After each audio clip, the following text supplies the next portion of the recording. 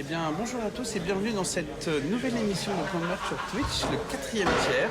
Alors aujourd'hui, pour notre première, on a Olivier Paco de l'équipe, Nicolas Leborgne de Hockey Archive. Donc l'idée, c'est de... Vous connaissez Plan de Match, on fait beaucoup de stats, on fait beaucoup de ce qu'il y a un peu autour du hockey, pas uniquement sur la glace.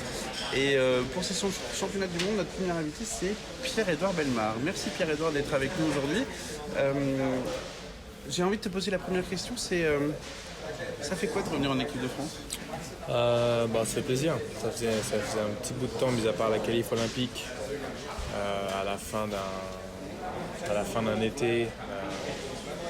Du coup là, d'arriver et puis de passer quelques semaines avec les joueurs, ça fait plaisir. Ça fait aussi bizarre parce que ma génération et la génération d'après moi, ils sont tous partis en retraite. Du coup, je me retrouve avec pas mal de joueurs que Steph et moi on connaissait pas du tout, mais ça fait vraiment plaisir de se retrouver avec la même mentalité, la personne qui ont la même mentalité que soi. Qu'est-ce que tu entends par mentalité? C'est juste que tu viens là et on a un but commun. Il n'y a pas de salaire impliqué, il n'y a pas de... C'est nous et notre pays. Donc c'est des valeurs un peu plus grosses que celles avec ton club où souvent les statistiques individuelles commencent à atténuer l'importance d'un match. Gros renouvellement de génération, tu l'as dit. Comment tu juges cette évolution en 5 ans, le dernier Tekio, si je ne me trompe pas. Comment tu juges cette évolution des jeunes joueurs? Est-ce qu'il y a une génération qui est plus forte qu'avant ou qu'est-ce qui a changé? Je ne sais pas si c'est difficile de dire plus fort ou moins fort parce que forcément le hockey, il y a 5 ans, il y a 10 ans, ça a changé. C'est plus rapide, du coup tu t'attends à ce que les jeunes qui arrivent soient aussi plus rapides. Est-ce que les jeunes sont plus jeunes que quand nous on a commencé? Je suis pas sûr. Parce qu'en France on a un peu la tendance à faire babysitter avec nos jeunes qui sont juniors jusqu'à 25 balais alors que ça n'existe pas dans les autres pays. Mais ce qui est intéressant et ce qui est cool, c'est que il y a vraiment une poule de sélection qui est beaucoup plus grosse que celle qu'il y avait quand... Ouais. Je sais pas si elle est plus grosse, mais le niveau est plus élevé. Ouais. C'est sûr. On a eu le sentiment, quand on a vu la liste, effectivement, avec une cinquantaine de noms, on dit mais comment on va trouver maintenant? Ouais, alors qu'avant, on avait peut-être qu'une trentaine de joueurs potentiels. C'était pas ça. Il y a toujours eu l'état d'esprit où quand ta saison s'arrête, tu n'as pas vraiment le choix par rapport à d'autres pays comme le Canada, la Suède, où s'il y a un joueur à NHL qui dit non, pas bien grave, il y en a 100 à aller chercher. Mais là, ce qui est cool, c'est que il y a forcément les joueurs qui sont en France, mais ça a aussi beaucoup de joueurs expatriés, et ça se tire la bourre dans le bon sens, et ça fait que l'équipe ne peut être que meilleure. Sur ces 2 premiers matchs, on voit un peu sur les réseaux que beaucoup disent en France, oui, l'équipe de France ne réussit pas, etc. Moi, j'aimerais que tu me donnes ta vision des choses, parce que je pense qu'en France, alors, de multiples raisons, les suiveurs ne se rendent pas compte de ce que c'est qu'un championnat du monde élite, et que finalement, tu me donnes ton point de vue sur ces 2 premiers matchs, toi, qui connais le très haut niveau, qui connais l'élite, et vraiment que tu puisses nous donner ton point de vue. Donc il y a plusieurs questions dans ta question, mais je pense que déjà de 1, en France on a toujours été plus ou moins en tant que supporter obnubilé par la France. On a du mal à comprendre que le hockey au niveau international c'est un autre monstre et c'est un niveau qui est tellement plus élevé.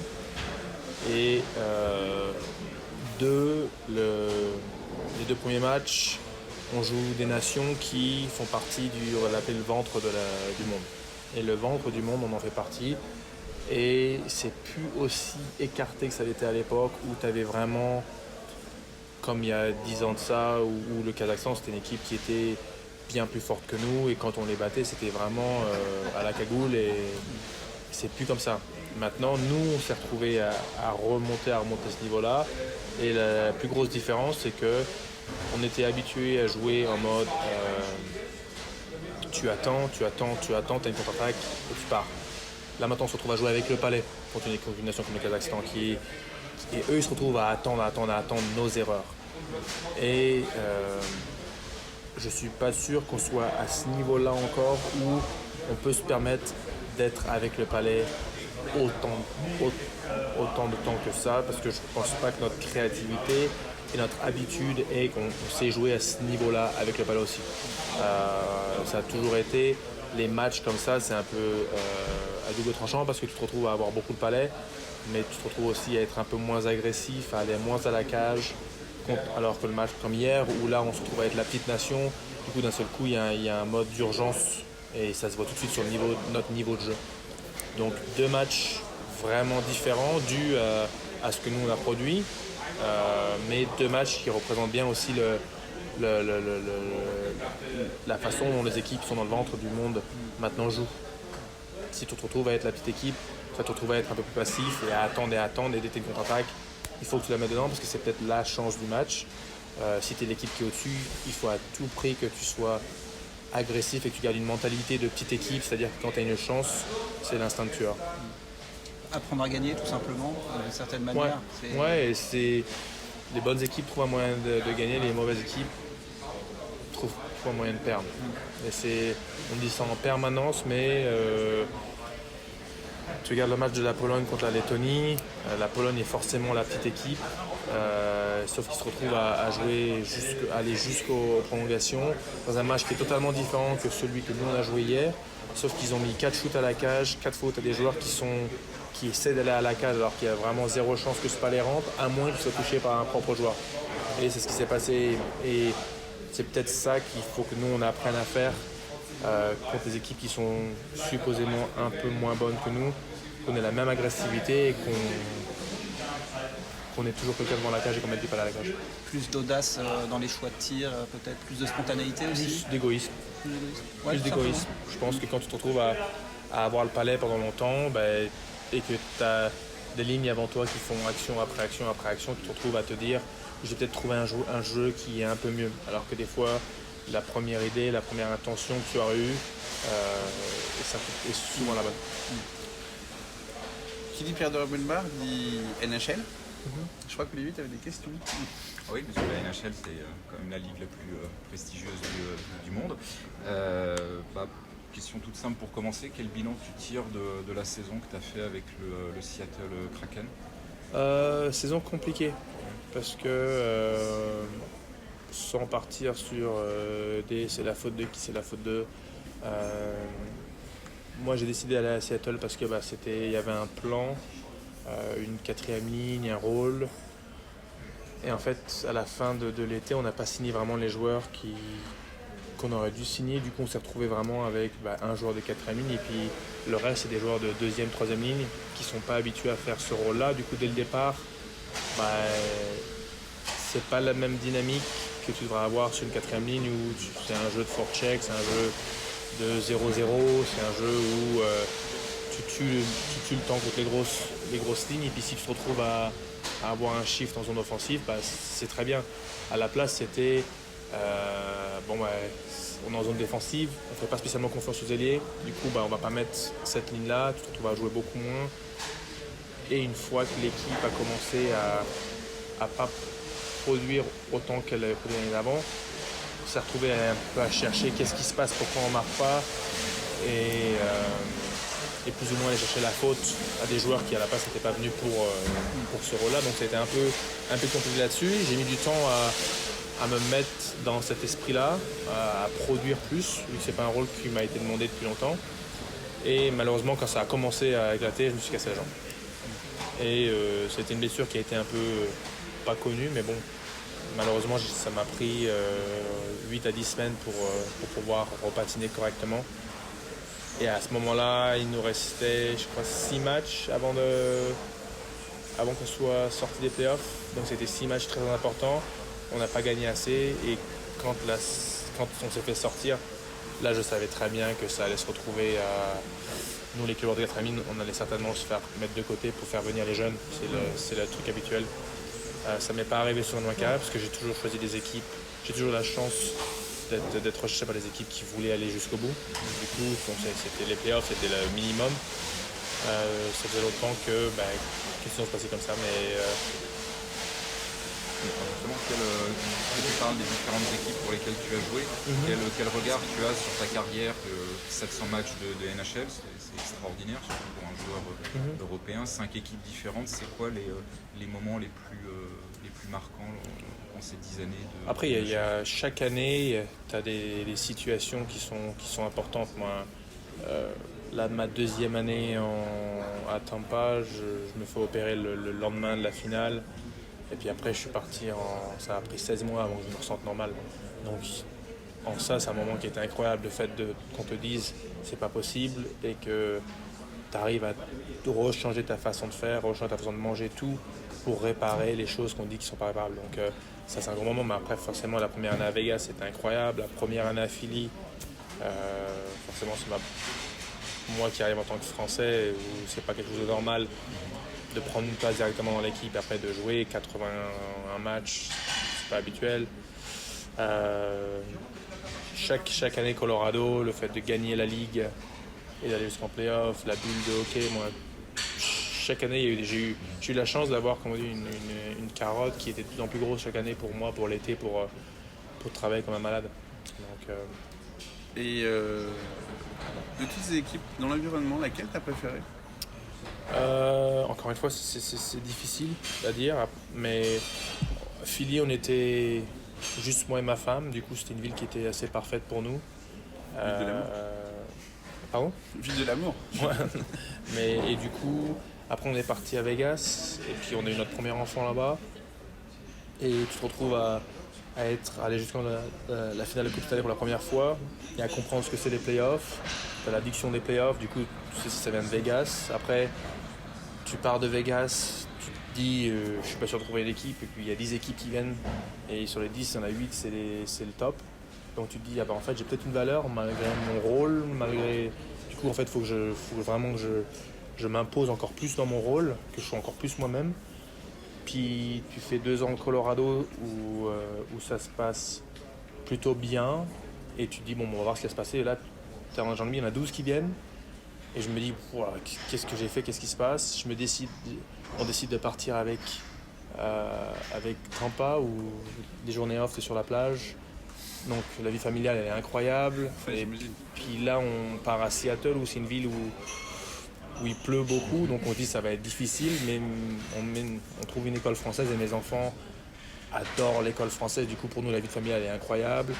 La communauté suédoise est incroyable. Ils sont à l'école le samedi dans une école suédoise pendant 2 heures. Donc on a des amis suédois. Moi, dans chaque endroit, on a réussi à trouver un petit cocon familial qui fait que ça a été incroyable. Donc c'est difficile pour moi de dire, parce que le hockey, oui, c'est mon travail, c'est ma passion, mais ça reste quand même secondaire à ma vie familiale.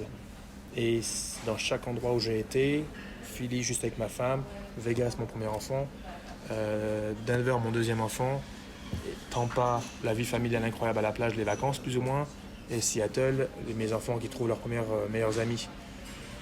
C'est une étape vraiment à chaque fois. C'est vraiment difficile pour moi de dire oui, j'ai préféré, c'est sûr que je préférais le soleil à la pluie, j'ai préféré aller en finale de Coupe Stanley que de ne pas y aller.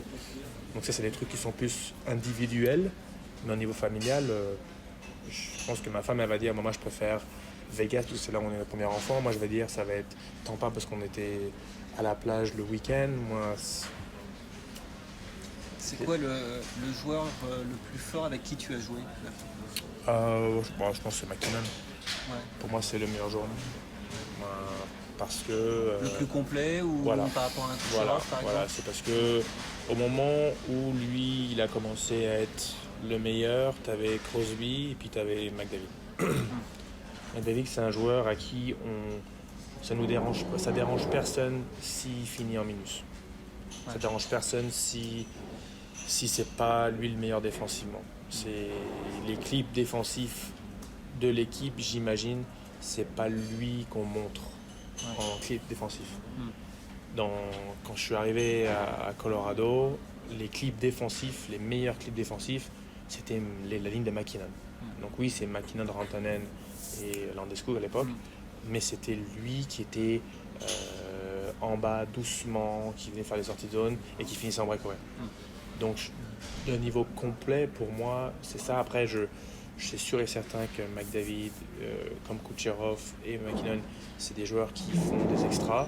Et si les jeunes joueurs français pouvaient comprendre en fait la mentalité derrière les highlights, où moi je viens en journée off parce que moi je me dis que déjà de 1 j'aime le hockey et de 2 j'ai pas fini d'apprendre.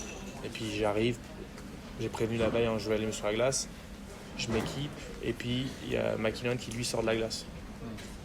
Il était avant moi sur la glace alors que moi techniquement dans mon rôle c'est moi qui ai le plus besoin. Lui il en a le moins besoin. Et tu vas sur la glace avec lui, il prend 300 shoots, il y en a sur les 300, il y en a 250 qui vont exactement au même endroit. Et le lendemain, on fait le match, et il en met 2 au même endroit, et puis tu entends les joueurs qui disent « Ah, la chance !» Le travail. Et Kucherov, c'était la même chose quand je suis arrivé à Tampa. Toujours en premier sur la glace, alors que moi j'ai toujours été le premier. C'était dur pour moi d'arriver en premier, parce que ces mecs-là, ils sont là avant, et ils sont des mules de travail. Et donc pour toutes ces raisons-là, McKinnon, il est bon défensivement. On ne saura jamais à quel point Crosby aurait pu être bon parce que lui, il joue toujours avec des joueurs qui sont plus dans le mode grinder, alors que les 2 autres, ils jouent avec des joueurs qui sont le top mondial. Ouais.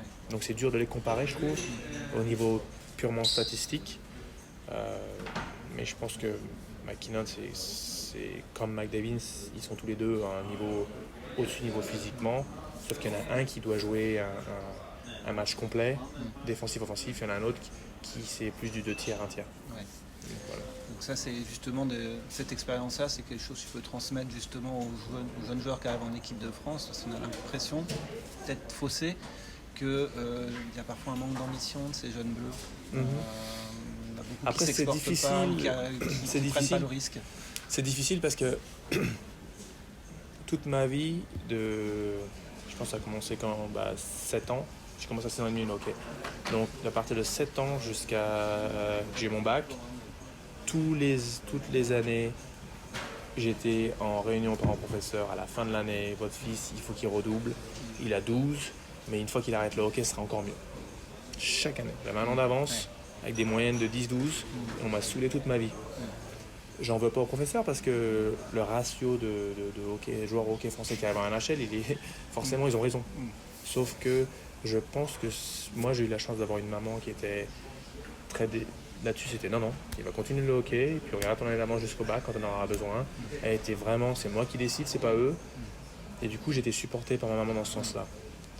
Mais si tu n'es pas supporté ou on n'est pas dans un pays où le sport est mis en valeur, l'éducation est mise en valeur. Peu importe les arguments qu'on peut avoir sur comment on doit éduquer son enfant, l'éducation scolaire est mise en valeur.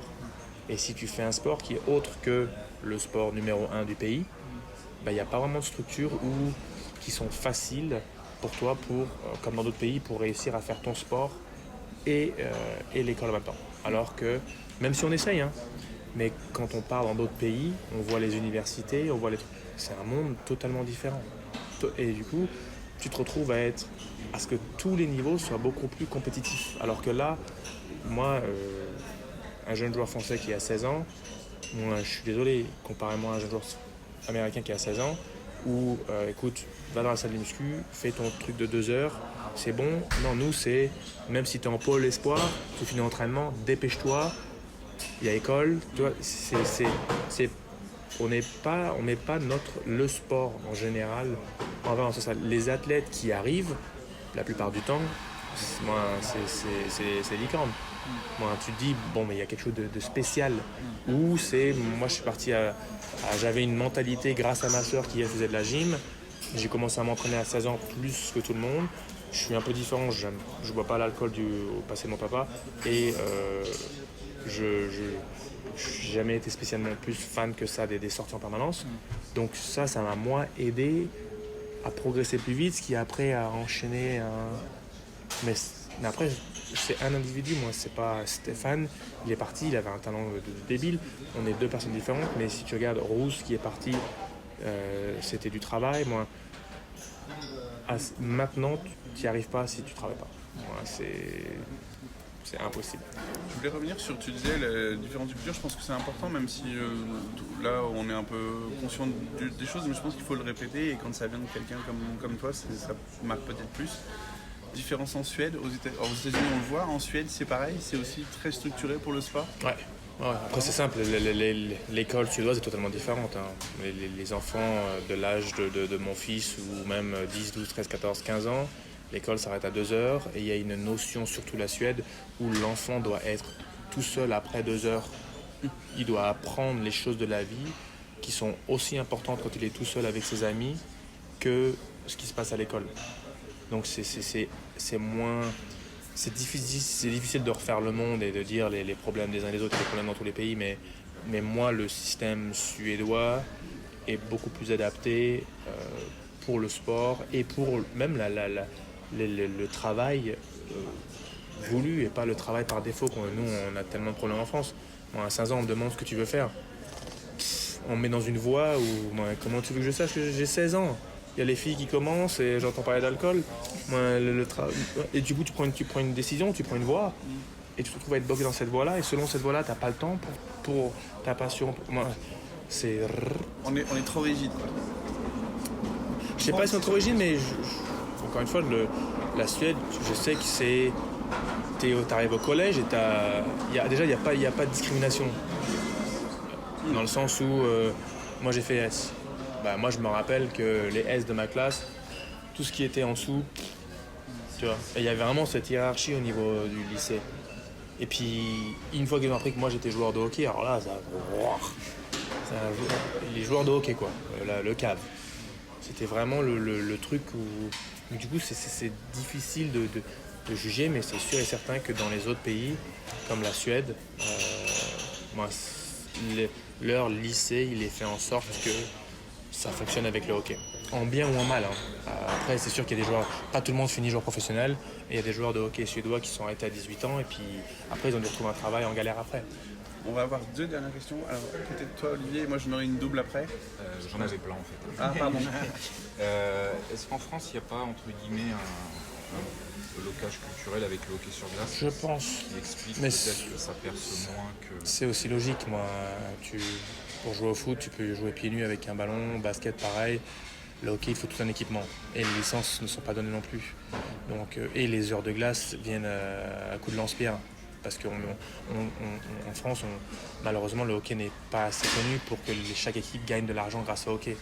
On gagne de l'argent grâce à des séances publiques. Du coup, c'est difficile de promouvoir un sport où déjà de 1, ça coûte très très cher pour les parents. Et il n'y a pas spécialement on n'est pas une nation assez grande pour qu'on puisse donner les équipements comme ça se fait en Suède. Tu as 10 ans, tu passes de catégorie, tu laisses ton équipement. Tu prends l'équipement de ceux qui... Et c'est comme ça. On n'en est pas encore là et je ne sais pas si on sera un jour, mais... Donc oui, c'est sûr et certain c'est difficile. Moi, je vais avoir juste 2 questions. Comment tu vois la Pologne, toi? Une nation qui nous ressemble il y a quelques années de ça, qui est comme des chiens galeux. D'accord. Ouais, c'est le fait que j'ai eu aussi en les voyant jouer sur les 2 matchs. Ouais. L'année prochaine, tu comptes faire quoi? Honnêtement, j'aimerais bien rester en NHL, refaire un an. Et puis après ça, on va voir si ça va se passer. Tout va dépendre de la qualification olympique.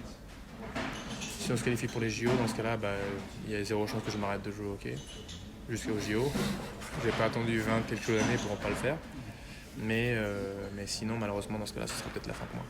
D'accord. Et après la NHL, t'as déjà des touches?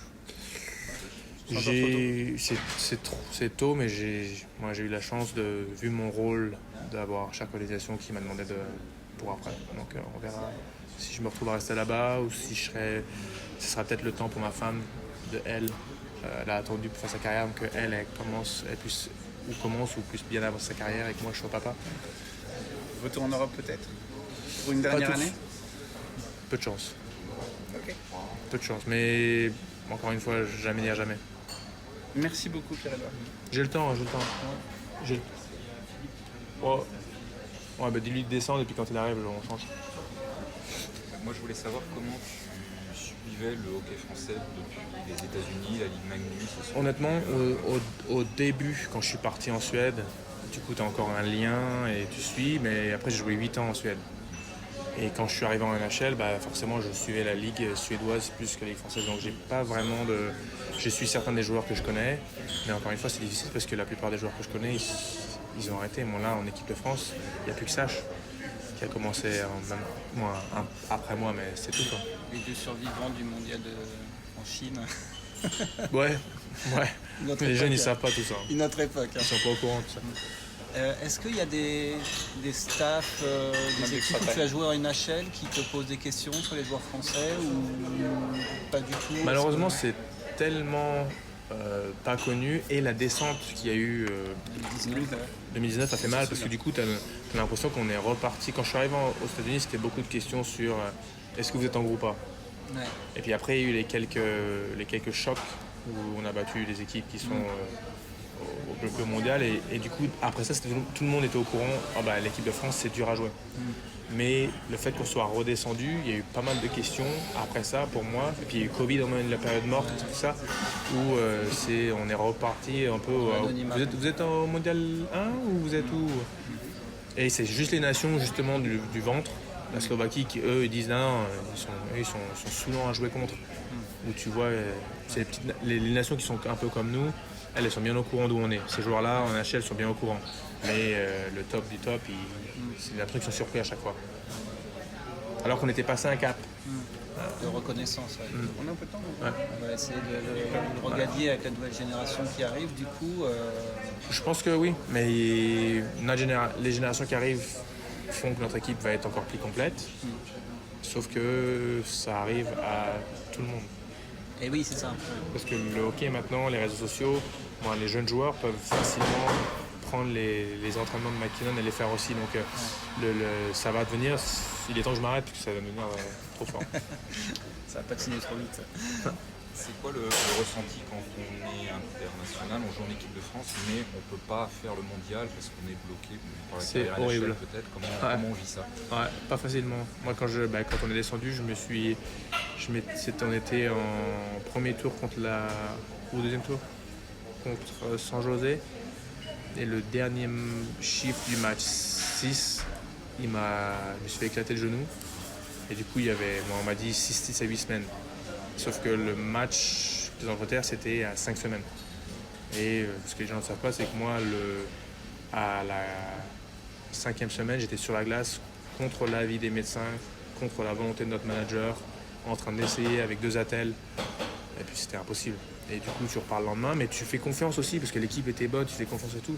Quand ça se passe bien, c'est quand ça se passe mal, où là, t'as le stress, t'as envie d'aider, Et puis après, t'as toujours été, l'équipe de France a toujours été la famille. Du coup, quand tu peux revenir, tu reviens. Il n'y a même pas de questions, vraiment. Sauf que quand tu peux pas le faire, c'est pas facile. Et les jeunes, tu sens chez eux un amour du maillot, un intérêt pour l'équipe de France, lien familial, justement. Je sais pas si je le sens autant que je le sentais quand forcément je suis arrivé, parce que les anciens de l'époque étaient peut-être meilleurs que nous, les anciens. Pour faire comprendre. Je pense que Batamar, Bachet, ils étaient arrivés, Muntz, Yo-Yo, ils étaient arrivés avec et Laurent Gras, tout ça, ils étaient arrivés avec une mentalité, avec les anciens qui leur ont fait comprendre. Et puis après, nous, on l'a compris dû à la galère qu'on a eue. On est descendu en groupe B, à Eindhoven, la Chine, Amiens. Et grâce à ça, il y a eu cette notion il faut revenir pour aider notre maillot, il faut aider notre pays, elle est bien acquise. Là, je pense qu'il y a beaucoup de joueurs qui le font, mais je ne sais pas si c'est parce que c'est parce que pour l'instant ils sont jeunes, du coup ils sont super contents de venir. Je ne veux pas mettre en doute rien, hein. C'est juste que c'est compliqué parce que eux ils arrivent là et c'est le mondial en groupe A. Et puis en 2030 il y a les JO. Moi ça fait 20 ans que je poursuis les JO. La valeur elle est là, elle est dans le cœur. Donc je ne sais pas si quand les choses arrivent comme ça, tu te retrouves à avoir cette notion de il faut vraiment revenir pour aider. Mais encore une fois, je ne veux pas mettre en doute. C'est juste que je ne les connais pas assez bien. Les JO, justement, c'est quoi pour un athlète? Pour moi, la NHL, c'est déjà le... Pour moi, la NHL, c'était pas quelque chose qui était intéressant, pas important, pas un rêve. J'ai jamais suivi avant que j'arrive en NHL. J'ai presque mis tellement de temps à m'y connaître. Et c'est aussi pour ça peut-être que j'ai été bon, c'est parce que je connaissais vraiment rien. Les JO, c'était le truc qu'on voyait à l'époque tous les 4 ans, la moitié de match coupée avec le patin artistique. C'est pour ça que peut-être que je déteste le patin artistique. Non mais c'est vrai, mais c'était une moitié de match que tu pouvais voir avec ton frère et après tu étais avec les rollers dehors à jouer au hockey. Moi c'était le rêve. La NHL, tu connaissais pas. J'avais des cartes parce qu'on me les filait, je savais même pas ce que c'était.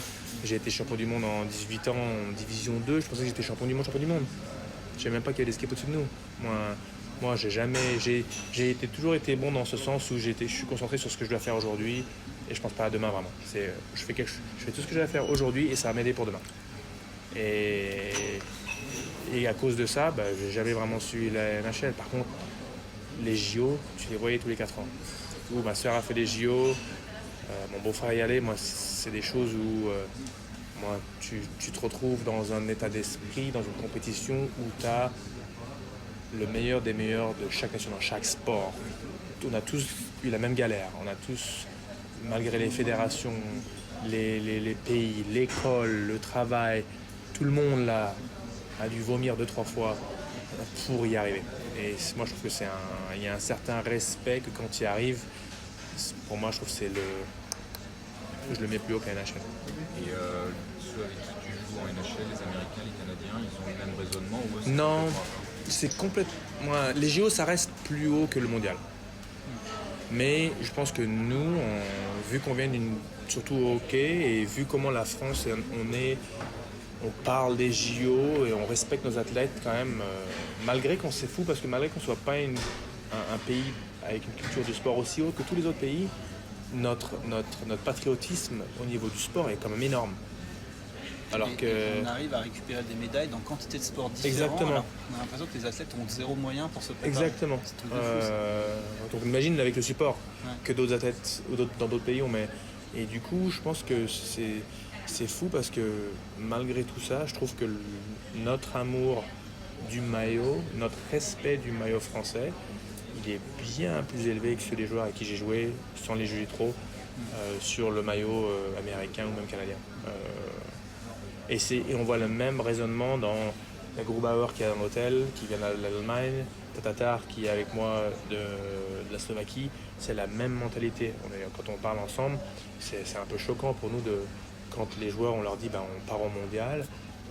Là, moi, j'ai toujours entendu de ma carrière, pourquoi tu peux pas gagner?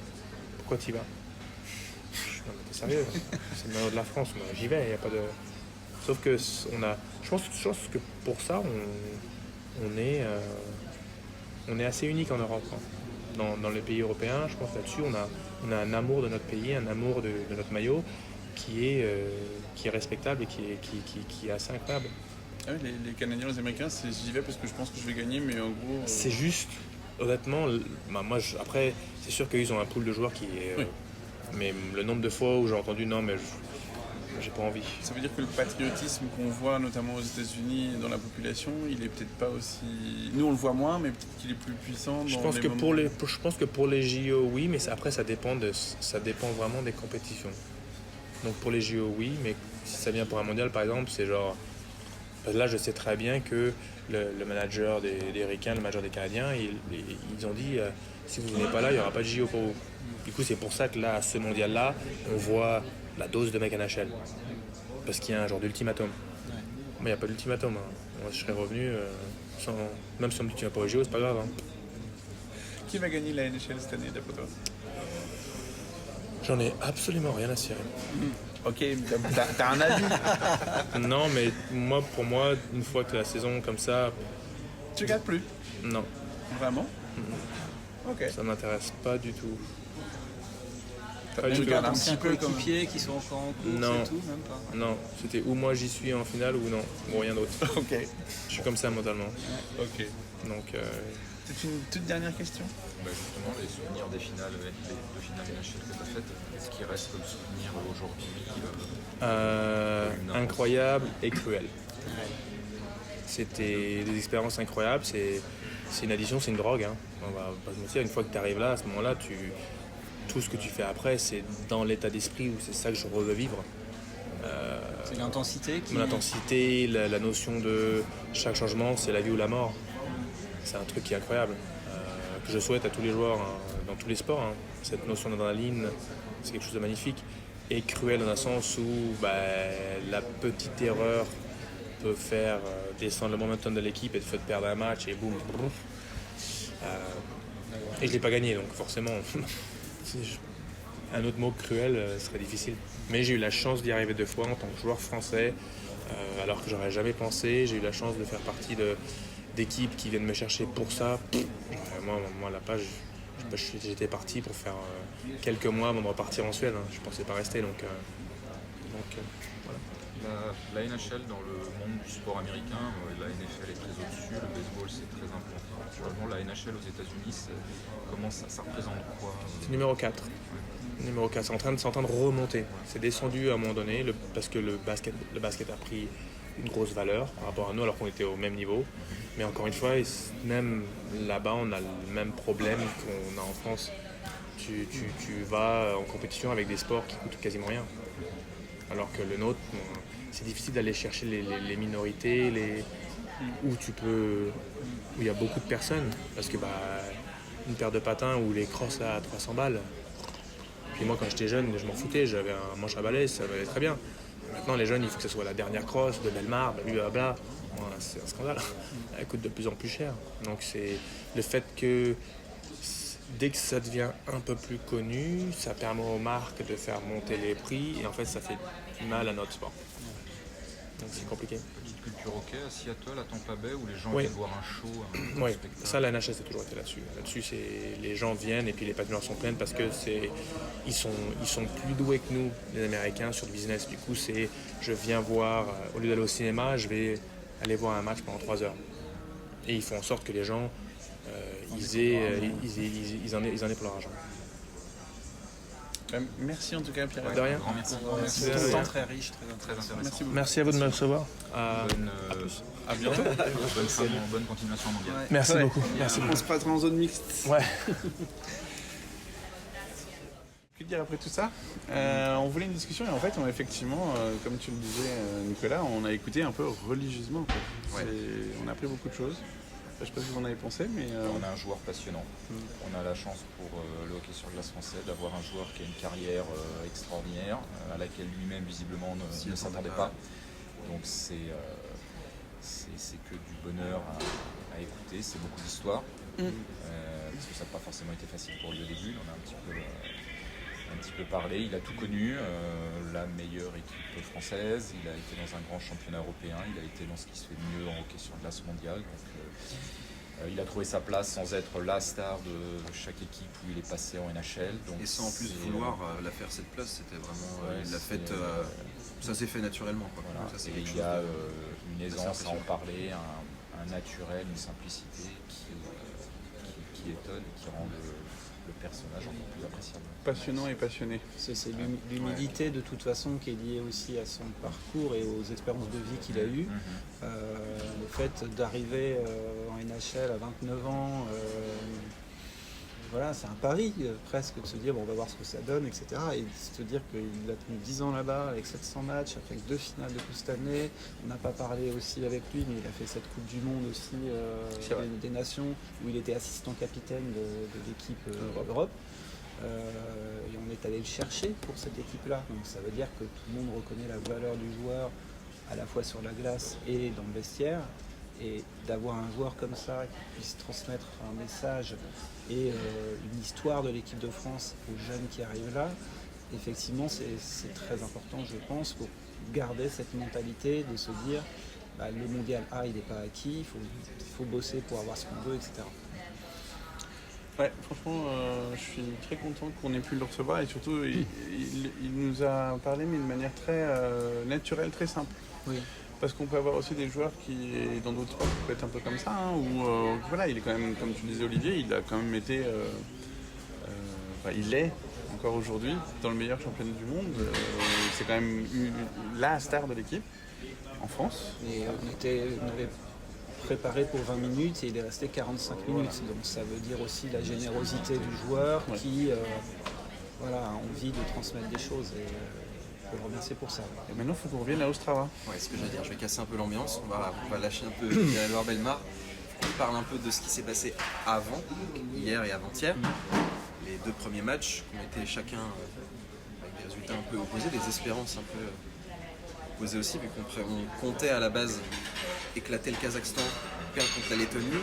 Au final, il y a eu ni l'un ni l'autre. Enfin, si, on a perdu contre la Lettonie, mais on n'a pas perdu comme on s'attendait à perdre. Il faut qu'on débriefe un peu de tout ça.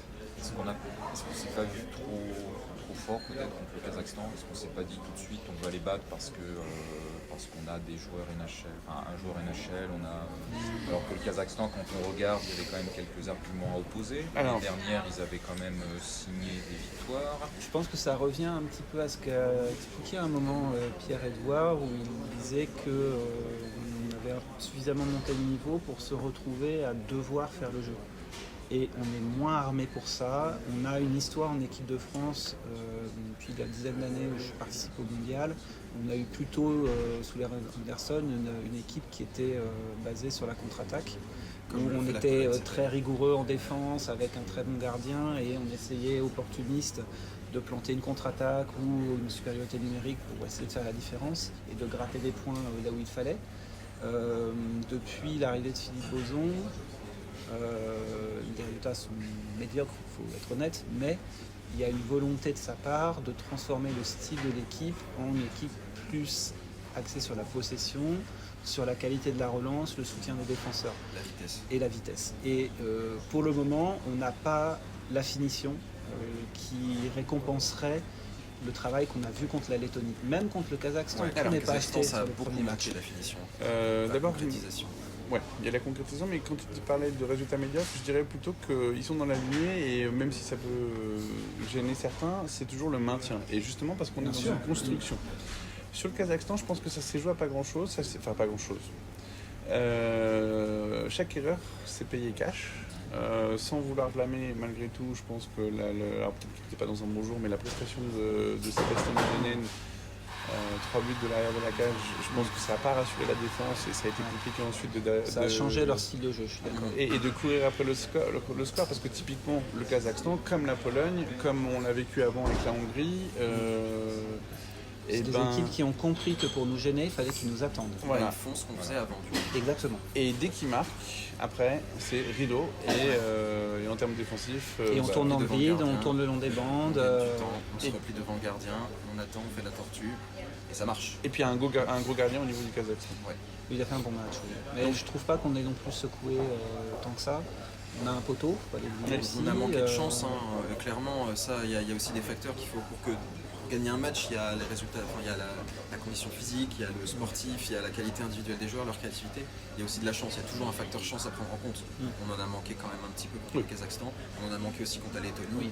Donc, il y a un manque de chance peut-être de notre part, certes, contre la Lettonie, mais il y a aussi des occasions en or massif.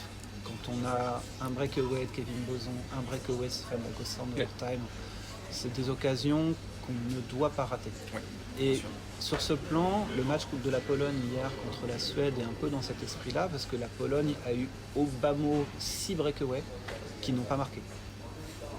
Qui aurait peut-être pu casser les pieds. Je pense que la marche était de toute façon beaucoup trop haute. La Suède a vraiment fait un match atroce, pas concerné, pas impliqué, mais il a suffi de 2-3 petites actions quand tu as des joueurs de ce calibre-là à l'arrière. Eric Carson, Victor Edman, ils disent bon bah ça fini de jouer, on fait une petite accélération, un petit slap, hop et rideau quoi. Parce qu'ils ont cette marge. Mais ils auraient vraiment pu se lancer dans un bourbier si la Pologne avait concrétisé ses supériorités. Et ça, il faudra être très vigilant demain parce qu'ils vont nous attendre. On va jouer la possession parce que c'est un peu ce qu'on essaye de faire. Mais si on perd un palais, ça va être extrêmement dangereux en contre. Je fais un parallèle vite fait là-dessus. C'est ce qui s'est passé par exemple en play-off en Ligue Magnus cette année entre Cergy et Angers. Il y avait ce côté-là où on se regroupe que sur les contres. Et on voit que ça peut être dangereux, quel que soit le gardien, quelle que soit l'équipe en face. On l'a vu avec la Pologne, ils jouaient contre qui leur premier match ils ont accroché la Lettonie justement, et ils ont mené au score à plusieurs reprises. Avec la Lettonie qui courait après au début. début où simplement ils ont tenté de balancer un tir à la cage et ça a été dévié par un défenseur. Si Le ça gardien passe, ne peut ça passe, rien on faire. l'a tenté. Sur les 4 buts, il y a 3 déviations d'un défenseur, ou peut-être même les 4 d'ailleurs, c'est dévié par un de ses propres défenseurs. Qu'est-ce que tu veux qu'il fasse? Bah, bien sûr. Voilà, donc il y a une part de chance. Mais la chance, ils l'ont provoquée parce qu'ils ont pris les tirs. Chose que nous, je trouve qu'on ne fait peut-être pas suffisamment. On cherche peut-être trop le jeu parfait, la passe, le décalage, le renversement, et comme on manque un peu de justesse technique par moment, ça passe pas, quoi. Alors, une nouvelle fois, la Lettonie, on a perdu, mais je vais lancer un pavé dans la mare. Philippe Boson nous a dit en zone mixte hier, ok, on a perdu ce soir, mais on gagnera au mois d'août. Qu'est-ce que vous en pensez? C'est osé. Ouais, c'est osé. Faut jamais faire ce genre d'annonce. Ouais, c'est très risqué. Alors déjà, avant d'être concentré sur la Lettonie, il ne faut pas oublier qu'on a 2 adversaires à jouer avant, parce que le calendrier fait que, au niveau du ranking, France et Lettonie se joueront au dernier match, mais il faut d'abord gagner les 2 premiers. Et il ne faut pas les oublier. Le TQO 2013 qu'on joue justement en Lettonie, le premier match contre le Kazakhstan, on se rate, ce qui nous contraint à devoir gagner contre la Lettonie avec 2 buts d'écart. Donc on n'est pas tombé dans cet écueil à Oslo, on n'est pas tombé dans cet écueil à Riga en 2019 non plus. On a réussi à gagner les 2 premiers matchs, mais au couteau. Donc si on est trop focus sur le dernier, vraiment faire attention, les 2 premiers seront passés. C'est toujours compliqué de dire, c'est comme si on prend avec des playoffs, mais jouer chaque match comme si c'était le match 7.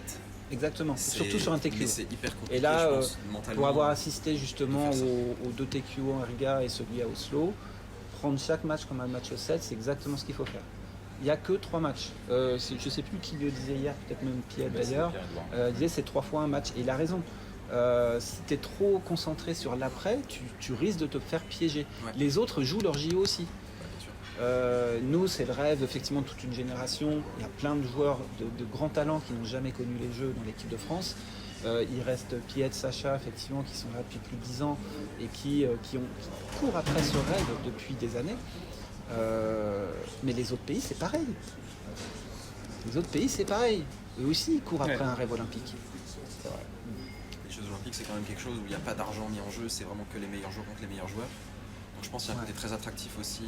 Particulièrement chez les Européens, effectivement, mais je pense que même les Canadiens, les Américains qui porteront le maillot olympique, c'est quelque chose qui va compter pour eux. Surtout Parce que, que là, malgré tout. surtout que là, la NHL ont annoncé qu'au prochain JO, tous les joueurs pourraient y participer, même, même si finale de NHL, etc. Les États-Unis ont une histoire avec les Jeux Olympiques. Ils avaient gagné une médaille d'or il y a 40 ans, donc ça fait partie de leur patrimoine sportif. Depuis, ils n'ont plus tellement l'occasion, enfin ils ne gagnent plus la médaille d'or, ils vont en finale de temps en temps. Il y a le Canada pour qui c'est le sport co, donc ça va revêtir une importance très importante. Et puis c'est un très beau programme qui est annoncé dans le tournoi olympique de hockey sur glace. C'est toujours quelque chose de fantastique. C'est-à-dire que McKinnon, Bédard, McKinnon, Bédard, McDavid. rien que ça déjà. Mais après, hier, il y a eu des bonnes choses par rapport à la Lettonie. C'est vrai que ça faisait un peu peur, parce que c'était un médaillé mondial l'année dernière. Oui. Et on avait d'autant plus peur que Philippe Boson avait souligné la veille qu'il y avait eu des pépins physiques. Aussi. Puis en fait, hier, c'est quand même une arena pleine à craquer avec énormément de supporters lettons. Ça n'a pas du tout déstabilisé les joueurs français. Bah, ils ont l'habitude. C'est rare qu'il y ait un nombre important de supporters français qui viennent en On peut opposition. saluer les quelques-uns qui ont fait le voyage. Il y en a. Il faut les remercier Je les ai aussi. comptés, ils sont 4. Ils sont un peu plus, j'espère quand même. C'est nous. Moi, j'avais écrit C'est buts et nous avant ce match face à la Lettonie parce qu'on avait un goût un peu amer après le Kazakhstan. Et cette défaite, j'ai écrit, elle est cruelle parce qu'ils nous ont séduits, ils ont quand même produit du jeu. Ouais. On a eu une défensive très solide. Il faut le souligner aussi, Julian Junka qui a tenu l'équipe dans les moments forts. J'ai trouvé que, à une exception près, l'équipe de France avait bien géré les moments forts et les moments faibles. Alors bien sûr, ils n'ont pas mis les breakaways, on peut se redire que s'ils les avaient mis, ça aurait été mieux. J'allais dire, c'est vraiment à la toute fin de la toute fin, juste avant le buzzer, où il y a peut-être eu ce manque de lucidité. Après, voilà, avec l'intensité, avec le stress. Mais globalement,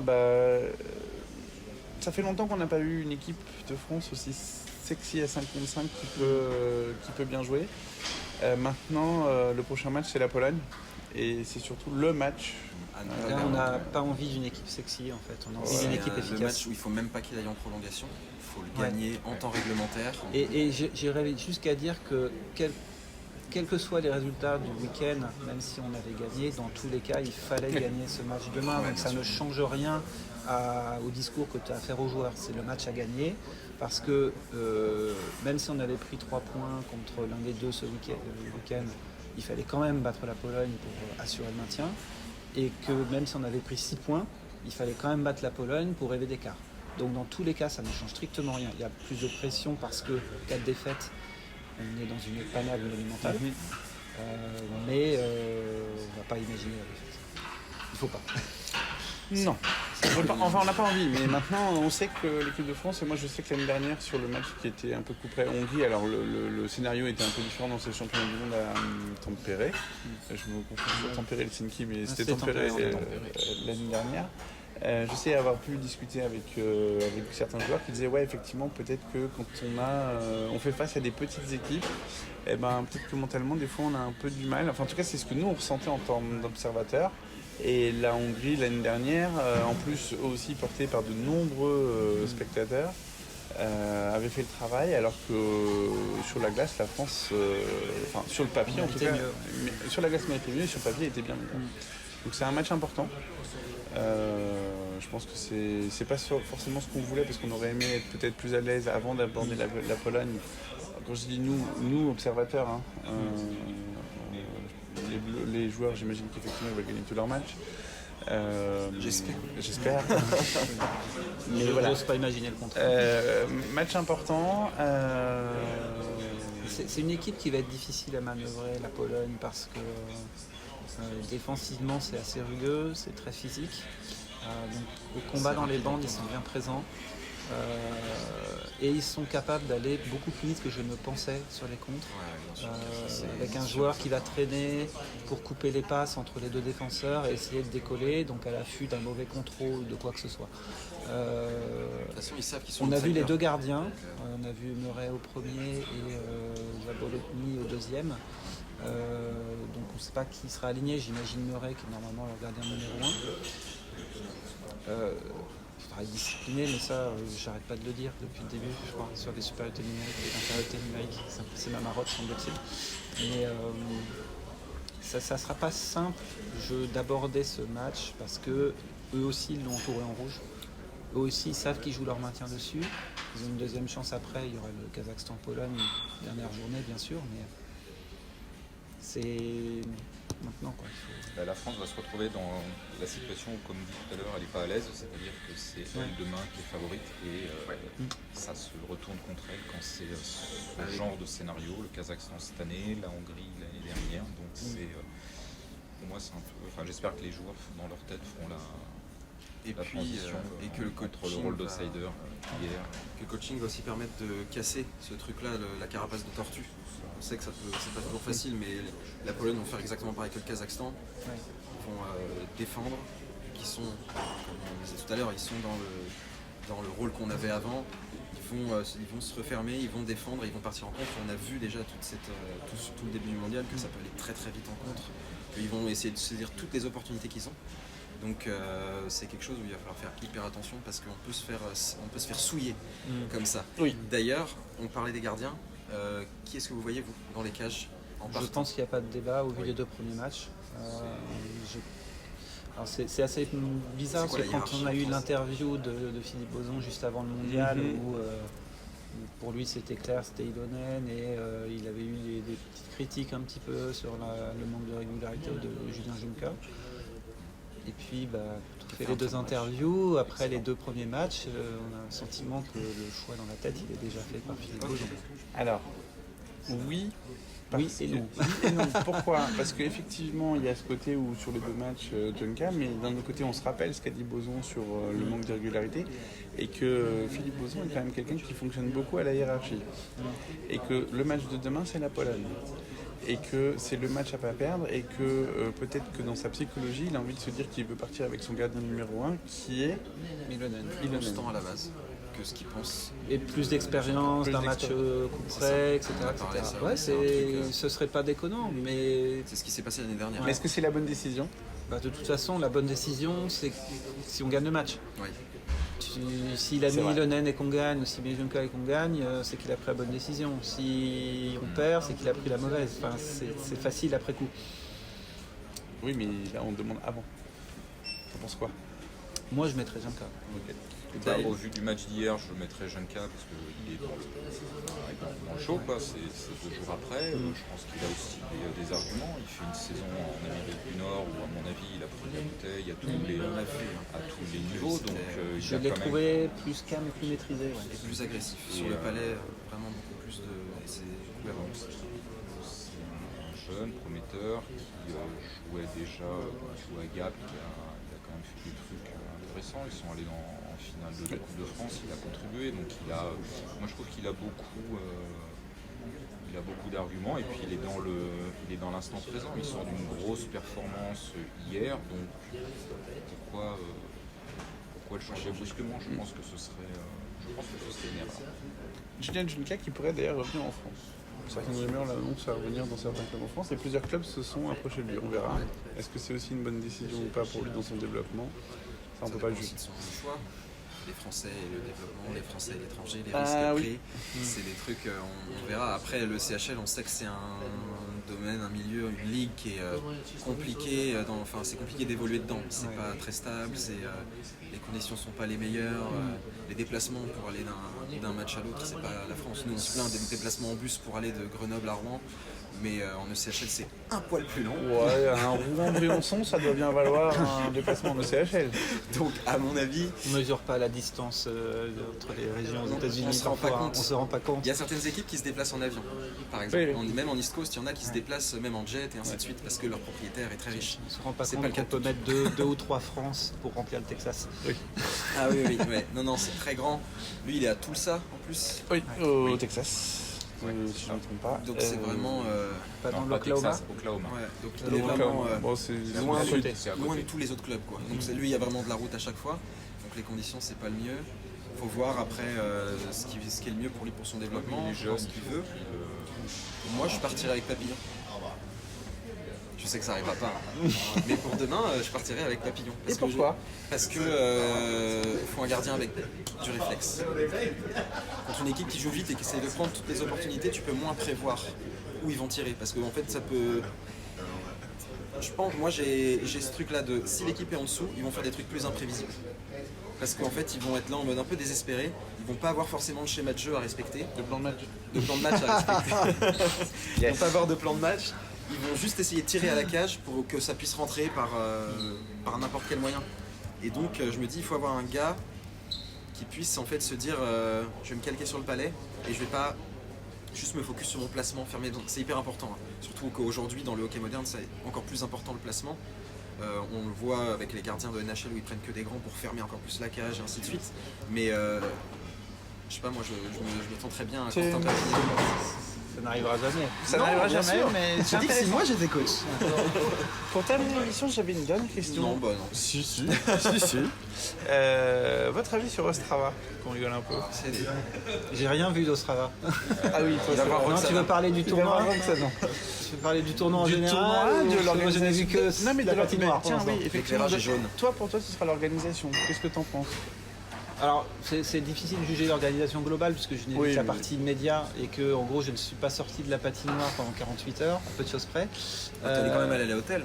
Oui, c'est ça, pour dormir et puis me lever et refaire 13-14 heures de patinoire derrière. Mais c'est fun, moi j'ai signé pour ça, hein, c'est pas de problème. Je fais tous les ans. Donc moi je vais plus parler du niveau du tournoi en général. On voit peu les matchs en vidéo en France, donc on ne mesure pas le niveau de jeu. Moi, ça fait maintenant 10 ans que je fais le mondial, avec entre 25 et 30 matchs tous les ans, donc je pense que je peux juger le niveau d'un championnat du monde. C'est incroyable, l'intensité. Même les matchs avec moins d'intensité comme la Suède contre la Pologne hier, où ils ont vraiment joué un petit peu mou. Même le Suède-États-Unis, où les deux équipes étaient plus ou moins en rodage, et c'est qu'au troisième tiers que ça a monté d'un cran, mais quand ça a monté d'un cran, ça va très vite, c'est très fort physiquement, les contacts sont très appuyés, et je pense que le public ne se rend pas compte de l'intensité d'un championnat du monde et du niveau de jeu.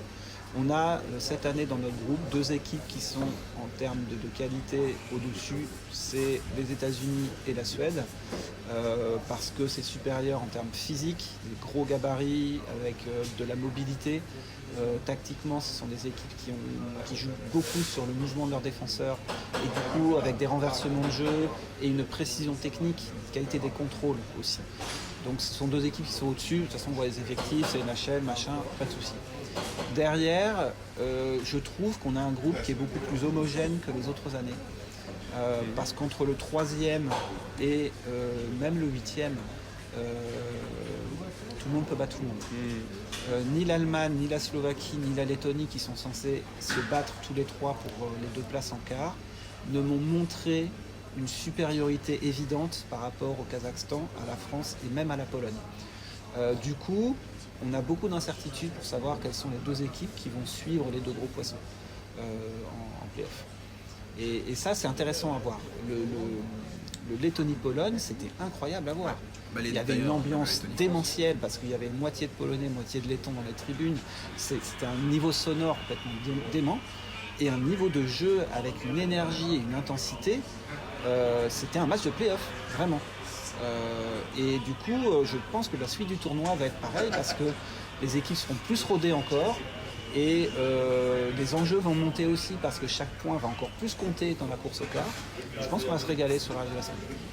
Ça, c'est pour ma partie Ostrava. Je vous laisse parler des bars. Déjà, pour aller dans le prolongement, côté français, on faisait peut-être une fixation sur les premiers matchs. Au vu de ce que les Français ont montré hier contre la Lettonie, on peut peut-être espérer quelque chose contre les Slovaques ou les Allemands. Surtout les Allemands en préparation, on les a battus, on les a secoués. C'était la même équipe. Effectivement, on peut peut-être se projeter au-delà du match contre la Pologne, enfin, surtout si on le gagne. Après, là, jouer les Suédois et les Américains, oui, ça va.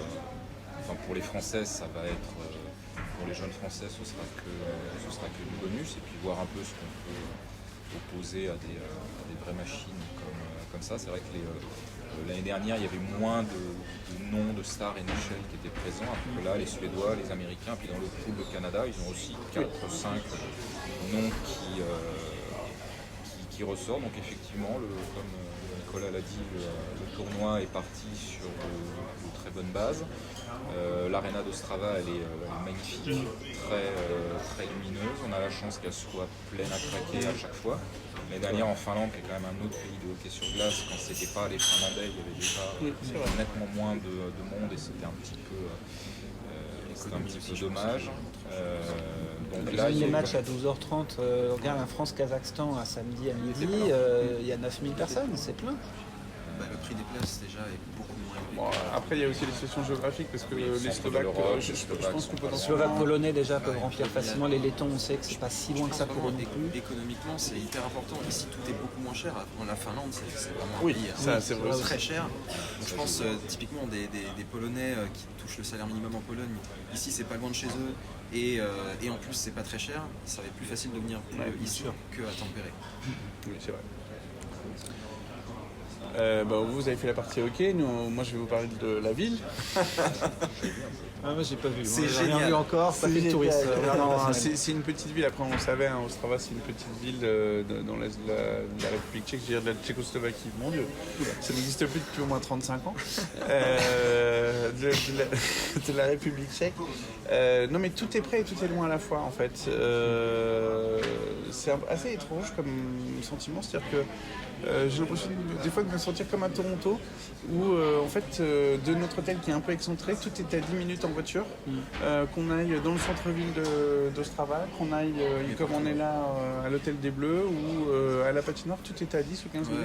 C'est assez Tout est étrange. éloigné. C'est éclaté. Après ça reste une ville de l'Europe de l'Est, industrielle. De l'URSS. C'est l'ex-URSS. Košice 2.0. C'est moins que Košice, mais on y est plus proche. Après, effectivement, pour revenir sur le hockey rapidement, je te rejoins. Peut-être que c'est depuis longtemps la première fois que notre poule est finalement peut-être moins prévisible qu'elle aurait pu l'être. Ouais. Parce que finalement, on perd contre le Kazakhstan, on se dit qu'on pouvait gagner. On se dit que la Lettonie, objectivement, pouvait être au-dessus et on l'accroche et finalement, ça se joue à pas grand-chose. Elle se fait même accrocher par la Pologne. Et la Lettonie se fait accrocher par la Pologne. Donc, oui. Ils s'en sortent bien. Hein, Tous les ils matchs ont de la failli Lettonie perdre. actuellement ont été les matchs peut-être les plus intéressants d'ailleurs. Ouais, C'était c'est que un des côté matchs hurrah serrés, hockey un peu, et en même temps oui et non, parce que pas contre nous. Donc, enfin, c'est pas c'est ça, il y a un côté très bizarre du match de la Lettonie. J'ai l'impression qu'ils maîtrisent pas vraiment leur truc, et puis il y a toujours le capitaine qui survient un peu en héros. Ils sont peut-être dépassés par leur nouveau statut. C'est possible aussi. C'est possible. Après, il y a aussi- assumé en tout cas. Vu qu'ils ont fini 3e l'année dernière, tout le monde s'attend à ce que ce soit aussi fort, au moins aussi fort que l'année dernière. Mais en fait, c'était un peu une exception. Donc, il y Il y a a 2-3 joueurs qui sont pas forcément là, et puis ça change un peu la dynamique de groupe. Mais oui, cette question de statut que la France essaye de prendre avec aussi son changement de style de jeu, comme on en a parlé, ça me fait un peu penser à ce qu'a vécu la Suisse il y a quelques années, où c'était une équipe qui était un peu pas loin du niveau de la France pendant un temps. Ils ont mis beaucoup plus de moyens financiers et ça a développé beaucoup. Ils ont commencé à être compétitifs avec un style de jeu un peu comme le nôtre, c'est-à-dire défensif contre équipe spéciale. Et ils se sont retrouvés à devoir faire le jeu. Et il y a une année, ils ont failli descendre parce que justement, ils n'arrivaient pas à fonctionner avec ce nouveau statut. Alors évidemment, avec les moyens qu'ils ont mis et les joueurs qui ont réussi à progresser et à sortir des joueurs de l'envergure jusqu'à avoir un numéro 1 de draft avec Nico Hischier, carrément, ça a changé cette envergure-là. Et ils sont passés à un autre statut du top 8, top 6 peut-être, je sais pas. Mais ça leur a pris du temps d'assumer ce statut-là. La Lettonie vit un peu ça. Nous, on a notre petite échelle un peu aussi. C'est pas simple de changer un peu d'ambition. On l'a vu avec les Bleus les 2 dernières années où finalement, une fois le maintien assuré, on n'a pas réussi à faire le switch mental de se dire maintenant, le tournoi n'est pas fini, on peut viser l'écart. On a eu des joueurs, on a eu des pépins physiques l'an dernier, ça a eu beaucoup de blessures, etc. Donc c'est un peu à part. Mais il y a 2 ans, on a senti que les joueurs, une partie de l'effectif avait lâché le morceau, dit c'est bon, le maintien, on l'a, et on n'a pas le switch d'arriver en quart. Bon, là déjà, il faut assurer le maintien, bien sûr. Maintenant, si on gagne contre la Pologne, on se retrouve avec 4 points et il faut aller chercher 6 points en plus. Facile. Olivier, un dernier mot? Lequel? Non, non, un seul mot, ce serait pas suffisant. Bah 3 alors. C'est ton deuxième Autant que mondial, tu veux. si Oui, je ne me trompe pas. c'est bon. Alors, ton bilan de ces 2 expériences. Moi, ça m'intéresse de savoir aussi, en tant Bah, que sophomore, comme on dit aux États-Unis. Le hockey C'était sur notre glace, rookie l'an dernier. le hockey sur glace, c'est un sport qui a tout à gagner parce que c'est un sport qui est très spectaculaire, qui allie tout, le physique, la technique, la vitesse, ça plaît. Effectivement, comme on l'a dit tout à l'heure avec Pierre-Édouard, il y a un manque de culture en France du hockey sur glace. Il y a le fait effectivement que ça coûte, il y a le fait que ça coûte cher, donc c'est quand même moins accessible. Parce que le basket, le hand, tu peux y jouer un peu n'importe où aussi, donc ça, mais en même temps, il y a une empreinte en France, il y a une communauté hockey sur glace. Le fait de suivre la Ligue Magnus, on se rend compte quand même qu'il y a des fans, des vrais, les patinoires sont quand même pleines. Il y a l'avantage d'avoir des équipes Magnus dans des villes, pour la plupart des villes moyennes, donc ça aide un peu à une meilleure diffusion. Et puis il y a des paris qui sont lancés et qui sont en train de marcher. Je pense que lancer Marseille en Ligue Magnus, il fallait le faire, même si certains ont critiqué le fait que sportivement les Marseillais étaient pas au top les années d'avant. Pour l'instant, je trouve que c'est un pari qui est réussi et qu'il fallait tenter. Bordeaux, ce qu'ils ont fait, ils sont là depuis plus longtemps, mais l'année sportive qu'ils ont faite, c'est extraordinaire. Les investisseurs qui sont arrivés, ça peut être très positif pour le championnat de France. Si tu as toujours une équipe un peu plus petite, genre Sergi Pontoise qui arrive à se glisser pour embêter les grands, ça peut aussi pimenter le championnat. Et je trouve qu'en France, en tout cas, il y a il y a beaucoup de conditions qui sont réunies pour proposer quelque chose au niveau sportif de très intéressant. Et puis après, l'équipe de France, je l'ai découverte l'année dernière. L'année dernière, j'ai trouvé que c'était très prometteur.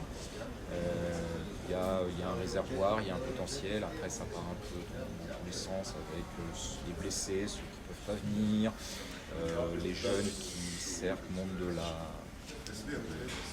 la motivation, qui restent aussi un peu jeunes. Enfin, je trouve qu'il y a une base intéressante et puis surtout on est dans une année qui est très importante parce qu'il y a le tournoi de TQO dans 3 mois et si le TQO marche, on part sur du très lourd pendant 6 ans parce qu'on fait les Jeux 2026, ça fait 22 ans qu'on a fait les Jeux.